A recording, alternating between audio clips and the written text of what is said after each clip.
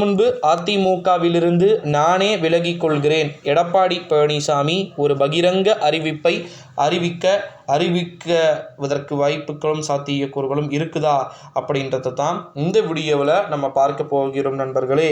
இந்த ஒரு சூழ்நிலையில தான் எப்படி சொல்கிறது, இரண்டாம் சுற்று வரப்போகிறது. அதாவது குறிப்பாக பார்த்திங்கன்னா அதிமுகவில் எடப்பாடி பழனிசாமியும் சரி, ஓபிஎஸும் சரி, மற்றவர்களும் சரி, எல்லாருமே பார்த்திங்கன்னா மாறி மாறி சொல்லக்கூடிய தகவல்கள் என்னவா இருக்குது அப்படின்னு பார்த்திங்கன்னா, அதிமுகவை நான் காப்பாற்றிக்கிறேன், அதுக்கான பிரச்சனைகள்லாம் ஒன்றும் கிடையாது, நான் பார்த்துக்கிறேன் அப்படின்னு சொல்லிட்டு இங்கே சொன்னதையெல்லாம் நம்மளால் பார்க்க முடிகிறது.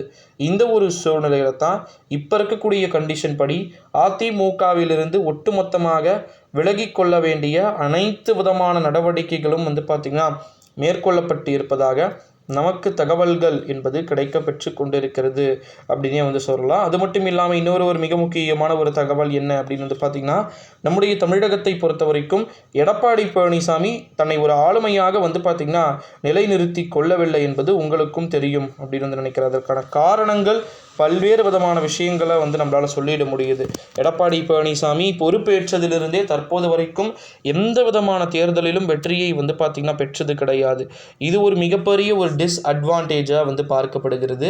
இந்த ஒரு சூழ்நிலையில் தான் அதிமுகவிலிருந்து அதிகபட்சமாக நான் விலகி கொள்கிறேன், விலகி கொள்றதுக்கான அனைத்து விதமான ஆக்டிவிட்டீஸுமே நான் பார்த்துக்கிறேன் அப்படின்னு சொல்லிட்டு எடப்பாடி பழனிசாமி சில விதமான உறுதியான நடவடிக்கைகளை எடுக்க போகிறதாகவும், அதிமுகவுடைய அரசு 2026 அமைக்கிறதுக்கு நல்ல சான்ஸ் இருக்குது, இன்னும் 2 இயர்ஸ். அதை எடப்பாடி அழகாக பண்ணார்னா, எடப்பாடி ஆட்சியில் இருக்கும்போது போதைப் பொருட்கள் புழக்கம் அதிகமாக இல்லை, அது ஒன்றத்தை நான் பாராட்டுறேன், ஓகேங்களா. ஆனால் திமுகவுடைய ஆட்சியில் அப்படி கிடையாது. 10 ஆண்டுகள் ஓவராக பண்ணிகிட்ருக்கீங்க திமுகவினர். இப்படியே போச்சுன்னா நல்லதும் செய்கிறீங்க, அதே அளவுக்கு கெட்டதும் செய்யுது, ஓகேங்களா. ஸோ அதனால் நல்லது ஃபுல்லாக செஞ்சு 70% நல்லது செஞ்சு மரியாதை கொடுக்காம ஏதோ நான் தான் பெரிய ஆள் அப்படின்ற மாதிரி தலைகணத்தில் ஆடிய ஆந்திராவின் முன்னாள் முதலமைச்சர் ஜெகன்மோகன் ரெட்டியையே 151 11 சீட்டுக்கு கொண்டு வந்துட்டாங்க. ஸோ வேண்டாம் தலைவரே, தற்போதைய அரசியலை பார்த்து நடந்து கொள்ளுங்கள். எடப்பாடி பழனிசாமி வாய்ப்பு கிடைத்தால் கேப் கிடைக்கிற ஊசியில் கூட நுழையிறதுக்கு ரெடியாக இருக்கிறார். ஸோ அதனால் வெயிட் பண்ணி தான் பார்க்கணும்.